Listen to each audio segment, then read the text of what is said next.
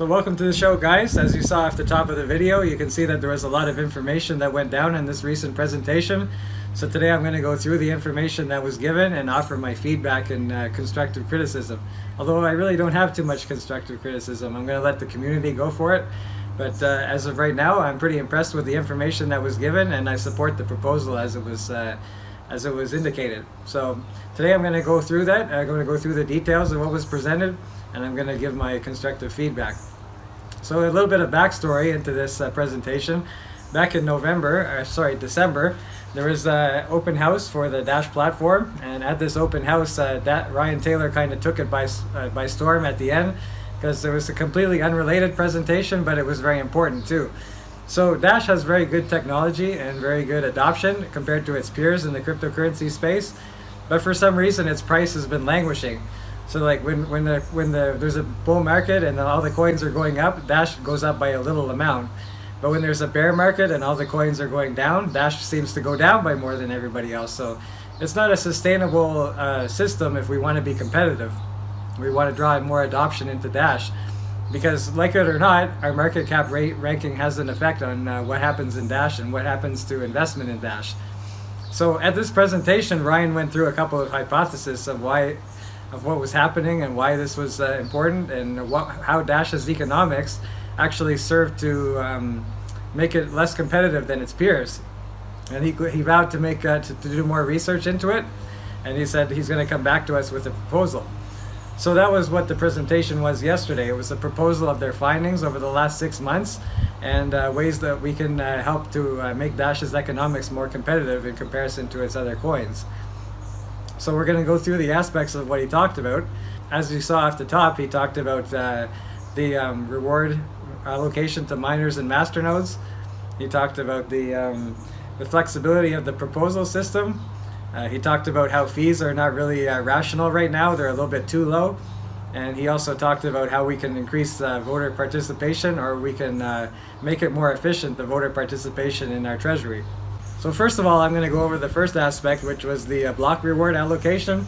As we know, in Dash right now we have a set block reward, which is 45% goes to the miners, 45% goes to the masternodes, and 10% goes to our decentralized treasury.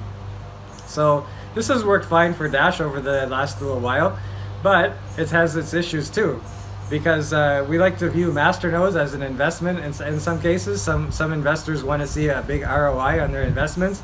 And with the fixed amount of Dash that they're receiving per year and the price sliding, this investment has been going down. And what do masternodes do as a result of that? They have a tendency to sell their masternodes. They have the tendency to sell their Dash and put that into the open market. So it increases the supply of Dash on the open market. And this is something that other coins don't have. So it's fine when coins are being locked up, but it's not so fine when they're being released back into the market. So that's why Ryan hypothesizes that Dash's ROI has gone down, and that's caused masternodes to want to sell. And that's why there's been more supply on the market, and more supply in the market leads to a harder time for the Dash price to appreciate. So the solution that he came up with is to increase the masternode share, to increase the ROI for masternodes and decrease for miners. And Dash can get away with this because we have something that's known as chain locks. And it gives the masternodes as much power as the miners do in regards to security for the network. So a lot of people had the objection of, what about security? If we lower the ROI for the miners, are we going to lose hash power? And the answer is yes, we probably will lose hash power. But as it stands, the Dash is the highest, has the highest hash power of any coin in the X11 space by a long shot, like by orders of magnitude. So it will be easy for us to do this. Change. And Ryan figures, because we're going through a time right now of higher inflation, some people had the objection too, that what if we make this change and make the ROI more attractive to miners, to masternodes, aren't we going to face the same problem in the future? And Ryan had a reply to that too. He said, our inflation is going down every year, and this is going to be a gradual change. It's going to be, at the end, it's going to be 56% or 54% to the masternodes and 36% to the miners. But this isn't going to happen overnight. It's going to be a gradual change. So at the end of this, and we're facing the same problem that we face now, where the ROI is going down, it's not going to be as much of a problem because our actual inflation is going to be not so much. So it's kind of an ingenious plan. I think that we can get away with it because of our unique system where we have chain locks, where it prevents against 51% attacks, and it has just as much of a responsibility when it comes to security as the miners do. And it will increase the ROI for masternode ownership. And masternodes should be more inclined to want to have masternodes and reduce that circulating supply in comparison to other cryptocurrencies. So I think that will be successful, and I do support that proposal. I like the fact that it's gradual. It's not going to happen overnight. It's not going to happen in a big shock to the system and then stagnate again. It's going to be a constant force on the network, constant decrease for the miners and constant increase for the masternodes. So the masternodes will always see the ROI increasing, and that's just in Dash terms, not in USD terms. So that's I do like that proposal too. So, and the masternode should be attracted to the higher price, and that should lead to more masternodes being created and less supply in the open market.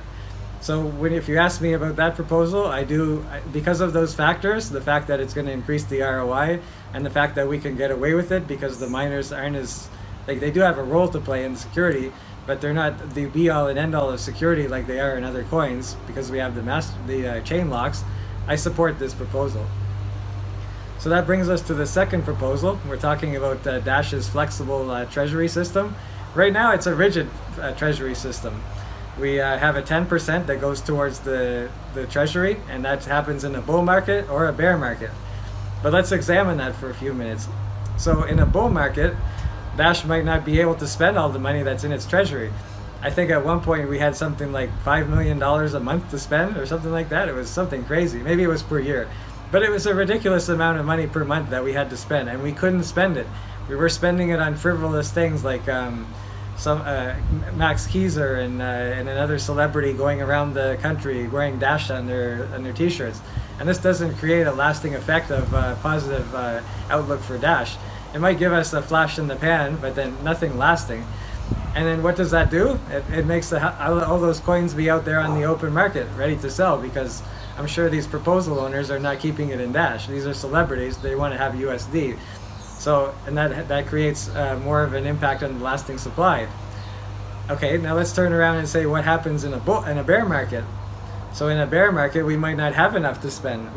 Right now we're scraping by on 10% of the budget, and it's hard for us to find the money to fund proposals that actually might need it and might actually be improving Dash as a store of value and improving Dash as a network and as a currency. So Ryan come up with a proposal to have a flexible treasury, and this is another proposal that I support. So it would go from 0% to 20% of the treasury. And so a lot of people were saying, why should we have a limit at all? Maybe we should just put it so it could take up all of the treasury and not give anything to the miners and the masternodes. But Ryan had to reply for that. He said that basically, what we were talking about in the last segment with the ROI, we want to make sure that the masternodes have a ROI that is stable, that they can count on, so they can invest in a masternode with confidence. And also the miners, they need to know they're going to get paid from the block in order to secure the block. So they thought that 20% is probably going to be enough on a regular basis. And keep in mind, all of these things are flexible. It can be revisited at any time. So this is the proposal now. So the flexible proposal is going to go from 0% of the treasury, 0% of the budget, to 20% of the emissions, basically. So it's the emissions of the coin. And so this is going to go first. So the budget's going to take 0 to 20%. And after that, anything left over is going to be split 60-40 between the miners and the masternodes, right? So this is going to be the final one. Like over 5 years' time, it's going to be 60-40. Right now, it's going to be more half and half because that's the way it is now, and it's going to gradually go down to 60% masternodes and 40% miners. So let's give an example so you can understand. So say for example, it was a bear market, and we use 15% of the emissions of the coin per month. So the super block's going to come along, and it's going to give out 15% of all the coins that are going to be mined in that month. So it's going to give it to all the proposal owners. So now we have 85% left over for the miners and the masternodes. So say that it's right now, we just did this change. So it's going to be 45 or 50% to the miners and 50% to the masternodes. And now say it's going to be 5 years time and we're in a bull market and we only use 5% of the Dash. So the miners are going to take 40% of the proceeds of the 95% that's left over. So you have 5% to the Treasury and 95% left over. The masternodes are going to be receiving 60% of that value and the miners are going to be receiving 40%. So it's 5% to the Treasury and then the remainder splits 60-40 between the miners and the masternodes. And this is going to create a more positive ROI environment for the masternodes, and it's going to create an equal amount of money probably for the miners because of the appreciation of the USD value that we usually see from year to year. There's volatility in between there, but since its inception, Dash has gone up in value in USD terms. So, and the reason why they wanted to do this gradually, another person asked, why don't we just do it all the way and shock the system? So other than the ROI stagnation after the initial burst of optimism from the ROI boost, it's also because of the fact that we want to give miners a chance to adjust to this change. Because let's face it, it is decreasing their ROI over time also. So we don't want to do it in one big shock to the system. We want to show respect to these people that got us to this point. Mining used to be the only form of security in Dash. And just because we have different ones now, we're not going to just say see you later and that's enough for you. We're going to say, you know, we want to support you. We want to keep you in this. So we're going to do it gradually and everyone's going to be happy. There's not going to be a shock to the system. So that's that. I support that proposal as well. And the third thing that they talked about was fees. So as we all know, Dash has really super low fees. That's what gives it its digital cash moniker. It's one of the good things about cash, about physical cash. It doesn't cost me anything to hand you a dollar bill. So it was important for Dash to have low fees. But the problem is these fees were set at the height of the bull market. In the bull market, as we know, Dash was worth $1,600 a coin at one point. Now it's down to about $78, $80 a coin. So the fees have gone down with it. So the fees used to be like something like 1/10 of a cent when it comes to the USD value of $1,000. Now it's become way less than that. It's become like a 1/100th of a cent. So it's really low. So what Ryan proposed, and this is going to not going to be a noticeable difference for the average user, but they're going to increase to 1/10 of a USD cent at this point. At this point of value, what Dash is worth around $80. So that's not going to be a noticeable increase for an average user. It's going to see 1/10 of a cent. It's still super cheap to send money, but it's going to be a huge difference into spamming. And it's also going to be a huge difference into ROI. And so these are two things I want to go into right now. As far as spamming goes, this is when somebody takes a computer algorithm to make a whole bunch of transactions and just send it onto the network. These are not financial transactions. They're not economic transactions or like buying or selling. These are just simply people that are just spamming the network with transactions. So this is going to be a 7% increase in fees. And it's not going to be noticeable to the average user that just sends a transaction here or there, like a normal economic transaction. But it's going to be a big difference, a 7 times increase into money that's going to be used for spamming the network. So this proposal by Ryan is going to have two effects. It's going to cut down on spam because it's going to cost you a lot more to do a spam attack, 7% more actually. And it's also going to add to economic value for the miners and the masternodes, which are going to split these economic windfall, this added fees. So if you're an average user like you and I, 1/10 of a cent is still super low. You're not going to see any difference. But if you're trying to use this as a spamming mechanism, then it's going to be a lot harder for you to spam these transactions. And another objection that somebody said, what happens if the USD loses a lot of its value because of this constant money printing that's been going on with the coronavirus? And Ryan said to that, well, basically we can revisit this at any time. Like we revisited it at the height of the bull market when Dash was 1,000. We're revisiting it now. We can always revisit it in the future. So it will require a hard fork, so it's something that they want to do when they release a new version. But this is something that can be ongoing, and we don't want to peg it to the US dollar, but we just want to make it to be an average fee that somebody can stomach, and also something that's going to make it a lot harder for somebody to spam the network. Okay, so that brings us to the end of the economic topics that Ryan Taylor was talking about in this last presentation. Now we're going to go over the final topic that he talked about, which was Masternode voting participation. And this has been going down. They've been doing the research, and on average, the Dash voting participation, the Masternode voting participation has been going down. So they come up with a solution. They say that there's a problem with this because we might reach a point in the future where we won't have enough votes to make proposals reach that 10% of the total masternode ownership that needs for a proposal to pass. So right now, if there's 4,000 masternodes and only 2,000 masternodes vote, there's going to be a higher percentage needed of those masternodes to reach the 10% of the total amount.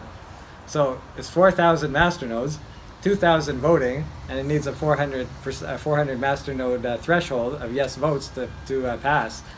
So it becomes more difficult for a proposal to pass if only half the masternodes are voting. So what Ryan proposed, that there's two proposals that are out there, and I like the first one better, but I'm going to go over both of them. So the first one is to have a registered voting. So say if you're a masternode owner and you're signing up to be a masternode, you do a BLS signature, a BLS transaction saying that you're a masternode, you have 1,000 dash, and you want to receive rewards, you want to contribute to the network and receive rewards. So right now when you do that, you also automatically sign up for a voting key. And some masternodes have no intention of voting whatsoever. They just want to contribute to the network technologically and with computing power and receive the reward, but they don't have any intention of voting. So a lot of people say, well, why don't we just force them to vote?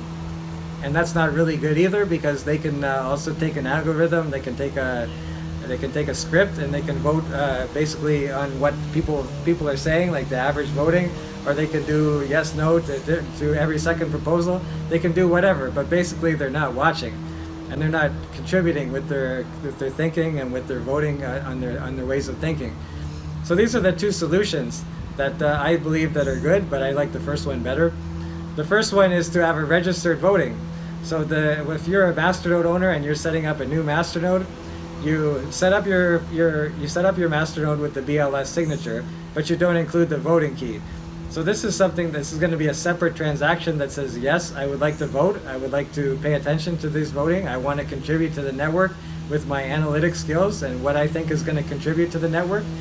So they're going to show you that, and you can actually have a BLS signature saying, yes, I want to be a masternode. So I think that's good.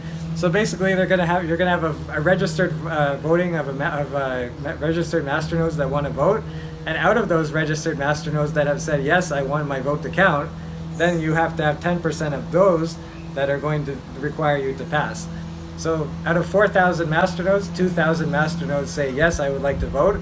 So now the 10% threshold becomes 200. So it's going to be 10% of 2,000. So I thought that was really good, because that gives masternodes an opportunity to indicate, yes, I'm interested in voting. And it also gives a more true indication of how the network feels. Because 2,000 masternodes abstain every time, it becomes harder to reach that 10% threshold. And the solution number 2 that Ryan had was to go by historical voting. So they're going to say, okay, 2,000 masternodes voted in the last proposal cycle, so now 200 masternodes need to vote this time, or 200 masternodes need for that 10% for the proposal to pass. And I thought this was different too, because this is not something that can be steady. This is something that could rely on a lot of different factors, and it can be gamed by the system. I'm not going to go into it because we're running kind of long. But there's ways that this proposals, the way that this is set up with historical voting, can be gamed by large masternodes. So I like more the idea of the Treasury. I like more the idea of the registered masternodes to vote. So what do you think? Leave me your comments in the description below. So I'm just going to give you a little summary. Basically, the 4 topics were masternode reward allocation between the masternodes and the miners. We're going to be gradually going away from the miners towards the masternodes, and that will increase ROI to the masternodes, and it should give us less circulating supply, which will make us more competitive in the future when it comes to other cryptocurrencies. The second one was a flexible treasury. So bear or bull market, we can use up to 20% of the treasury and as little as 0%. We all know that's not going to happen. And the third one is raising the fees by 7%, which is a good idea. It's not going to be noticeable to the average user, but it's going to cut down on spam and increase the ROI for miners and masternodes. And the fourth thing that they talked about was the fact that there's too many masternodes that don't vote, and we're trying to make it more fair, and we're trying to increase participation in the voting. So if people are actually registering to vote, or we're going by historical voting, it's going to be a little bit more fair than what the current system is. So all in all, it was a very good presentation, and that was my feedback and my summary of the presentation. The actual presentation was about 2 hours long, so if you sat through this whole thing, you might have the patience to sit through that one too. I'm going to leave the link in the description below. So thanks for listening to me. That was Cash Alternatives recap of the last Dash economic presentation by the Dash Core Group. Until next time, Dash is a better money for a better future, and that future is getting closer every day. Bye for now.